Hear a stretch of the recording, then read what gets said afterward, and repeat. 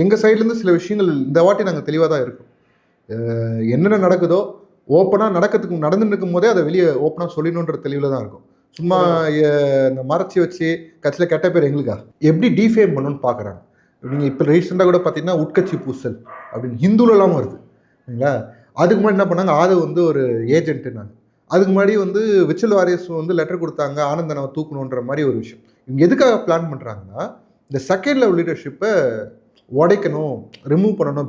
சார்லஸே கூட அவங்க மச்சான் சார்லஸ் கூட அமாவாசைன்றாரு, அரசியல் அமாவாசை. திடீர்னு ஏன் வந்து அவர் இன்டர்வியூ கொடுக்கணும்? 2 பிரைவேட் சேனலில் எக்ஸ்க்ளூசிவ் இன்டர்வியூ எதுக்கு வரணும்? அவர் பெரிய அரசியல் தலைவராக எனக்கு தெரியல, பிஸ்னஸ் மேனாகவும் பேசலை. இவங்க ஆன்லைனில் ஏதோ சூதாட்டம் ஆடுறாங்க போல். அதுக்கு இருந்துட்டு போட்டோம், என்னவா அவங்க பிஸ்னஸ் அதுக்கு கவர்மெண்ட்டை பர்மிஷன் கொடுத்தாங்கன்னா ஓகே ஃபைன். என்னன்னா எதுக்கு அந்த இன்டர்வியூ கொடுக்கணும்? இப்போ உள்ளே இருக்க செகண்ட் லெவல் லீடர்ஸை எப்படிலாம் வீக்கெண்ட் பண்ணணும்னு பார்க்குறதுல அப்படி தான் இதெல்லாம் நடக்குது.